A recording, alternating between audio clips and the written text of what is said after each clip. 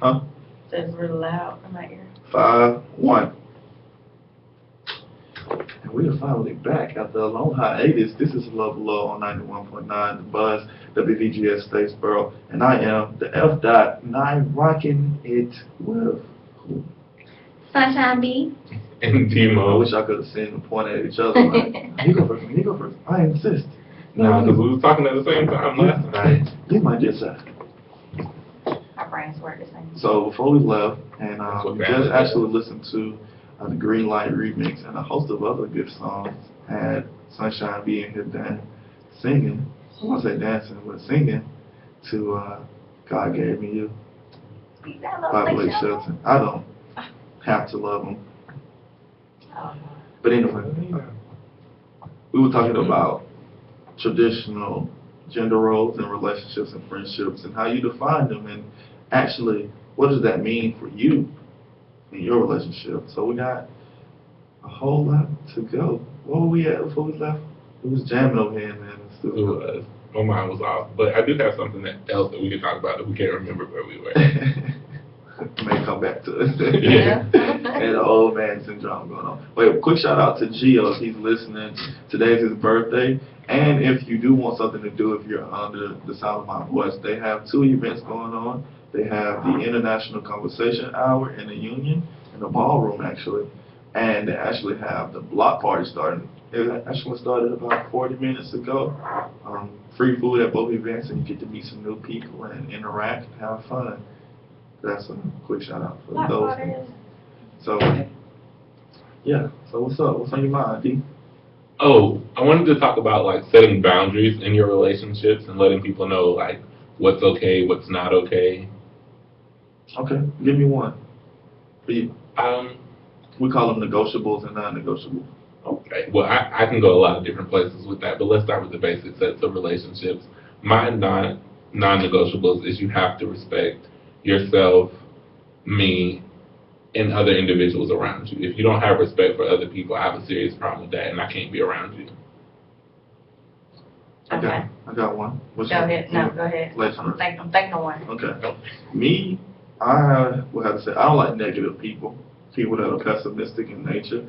There are certain times that call for negative things, but if you're always saying something negative, I can't deal with that. Like, that negative energy is an energy, period. You call them spirits, you can call them whatever you want to call them. It has an effect on the people that you're around. It influences them too. So when you're in a bad mood and I mean, everybody goes through their times, but when you're not really willing to separate yourself from that situation, or you're doing things that everything that's coming out of your mouth is negative, those type of things, and you're not trying. My thing is when people around me that are saying things that's negative, I always, I would say, encourage them to give me something positive as well. So if they're doing something like you give me 2 negative statements, I tell them 5 positive statements, and that kind of like You can dig it. it kind of does get them to thinking about, well, yeah, there are things that are negative going on, but there are positive things too. That would be something that I don't tolerate negativity, and that's one of the things. I don't have time for drama. Drama and ratchetness. What's drama to you? Give me Like every time I talk to you, you ready to fight somebody or somebody that made you mad, and you just don't know how to express it. Like every time there's a conversation going on, it's drama. Like you're never having a good day. So I mean, it's kind of like always being negative. It's like just straight. You want to fight. You mad about you mad at the world, and it's like just too much. And then ratchetness, like of course it's okay, every now and then to talk to slang, but like when you create your own language and nobody else understands it, you're doing too much. I got 2 comments. One, this whole idea of respect, I definitely will say that's a key factor in anything that you should do. My first, you should first respect yourself. And that, to me, respecting yourself means understanding what you can and cannot handle. Respecting yourself, to me, means thinking about the consequences of things that you may do that may be an effect on other people, but as well, not allowing other people to influence you or rubbing off on you the wrong way to take you out of your element. We could go to the point of saying knowing yourself, but it takes a lifetime to truly know yourself because you never know what you're going to experience. But taking the time out for yourself, rewarding yourself for things you've done well, preparing yourself for things that may happen in the future, taking the time out to learn and grow and know what's going on with your health, your mental status, all types of things, your spirituality. Respecting yourself means those things to me. Respecting other people means doing the same thing for them, being courteous and mindful, but also if someone's stepping out of line, courteously letting them know, hey, I don't support that. I mean, I don't agree with what you got going on. That may be something that you're doing, but I don't allow that with me. If those type of things, like not letting somebody else disrespect themselves. Understanding their limits and things of that nature, not trying to take advantage of them. Those type of things, understanding that it's a compromise and a collaboration and not a domination. Those things for me. That was one thing. One thing that I talked about with a friend earlier this week, when we were talking about like knowing your limits and setting boundaries in relationships, and I completely just lost what I was talking about, but it's okay.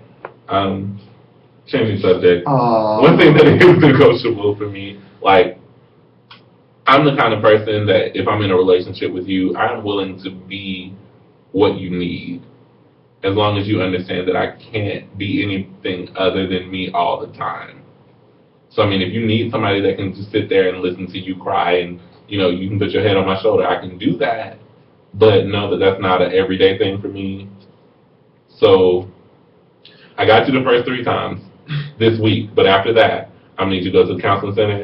But I think that definitely speaks to respect and also to those gender roles, those traditional gender roles. Like, there are gonna be times when a man, he wants to be the one to console you and let you know, hey, there's a shoulder you cry on, but then there's gonna be the time where you can be like, look, so to speak, put your big girl drawers on, and or your big boy drawers on. I can do that for friends too, but like, bruh, you cried every day this week. It's time to move on. That kind of thing. I definitely agree with that.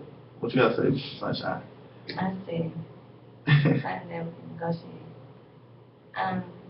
Being spontaneous. Because, sometimes I'm in a routine, and if you want to do something out there routine, I will most likely say yes, depending on what it is. But I try to be like, okay, well, this is what he wants to do, or what my friends want to do. Cool. Even if I'm not comfortable, I will at least attempt to do it. But if you can tell if I'm not comfortable with it, then I'll start shining. Like, you sure you want to do this? I want the first step to that ratchetness aspect. And there's going to be people that are in your life that are so-called ratchet, unruly for no reason. Those things. I feel like you need at least one of those people in your life. I think an overload of those people are not good. Just like an overload of passive people or an overload of, like, you need a great blend of people in your life. But those people show you, those people, their attitudes and characteristics are qualified by, being incendiary, fired up for no reason. Turned up all the time. But I can't say that 24/7. That's what I'm saying. But there's going to be people that sometimes ratchet people. I don't like to say that word, but we used to call them hood people. We used to call them, ghetto. We used to call them all this other stuff. I don't like classifying people like stuff like that, but it does make sense. So people who behave ratchetly. Yeah. They show you that there's going to be some times where you do need to stand up for yourself. Mm-hmm. There are some times where it's like, wow, it's not that bad to have fun and, I would say, get turned up. And to that, I want to say that a lot of times what you see in the people around you is what you fail to see in yourself. Yeah. So like when you say you don't like them and you can't stand all of that, it's because you know you have a little bit of that in you, and you know how wild you can be when you let that out. So you want to keep it bottled up, not only in you but in the people around you, so they don't get you on their level. Because I know some people like I can't. It bothers me when people get all whiny, because I know I can be whiny at times, and it's just like I don't wanna. But It's funny. I know you're not gonna do it. Oh, Frank. I know you're not gonna do it. But Slap my wrist out. every now and then I can be that way, and that's why it's just like, all right, I don't like it when I do it. I certainly don't want you to do that, because then we just gonna be whining and here together, and somebody gonna come in and smack The everybody. gang of Frank being mean to me. Oh, suck it up. Yeah.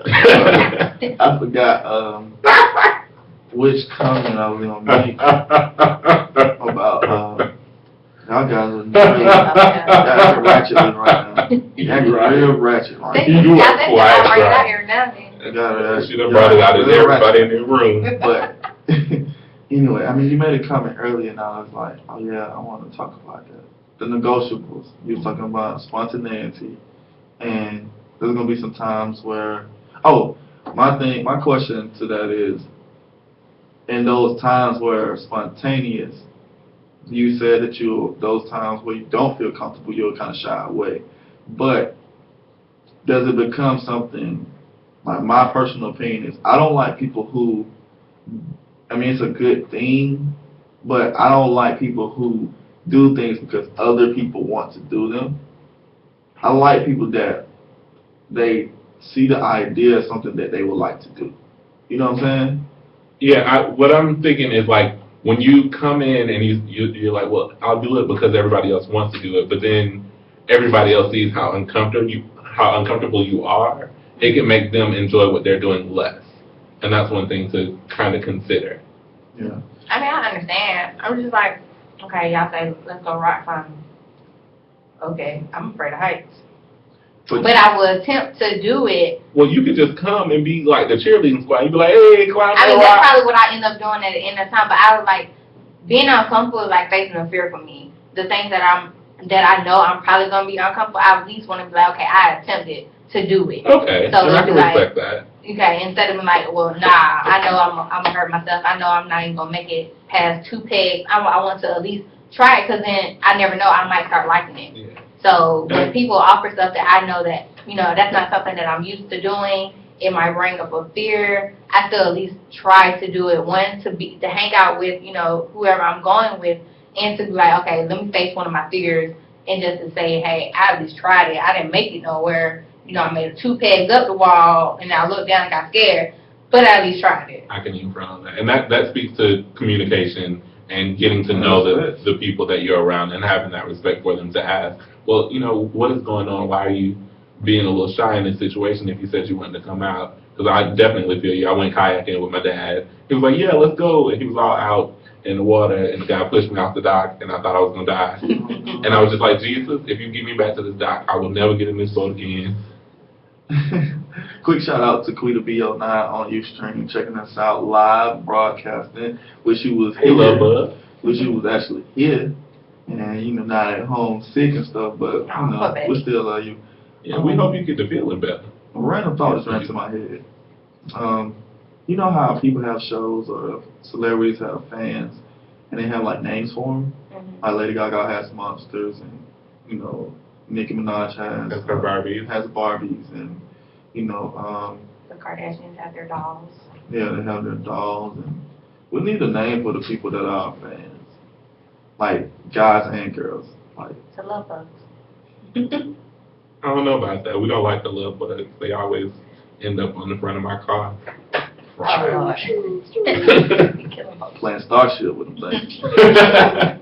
For real, Galactica. So yeah, we'll definitely decide. Yeah, we'll have to love think about birds, that. love bugs. We need something for the guys. I call guys love bugs. I mean, Yeah, but I can't call a guy a love bug. Like, what's up, love bug? I got a point right there. I mean, you can, but it's gonna feel some kind of way at times. What is Outkast? It was a Love Alone. What's the other CD? The Speaker box. There's speaker boxes. Yeah, You reached for that. We're You gonna really take a did. quick break. This is the Love Alone Grasping it 91.9, The Buzz. Stay tuned in. They can't be called a speaker box. The speaker boxes. They can't even be boom boxes. They have to be just a box of We are the speakers. speakers. Speakers. No, I can't think of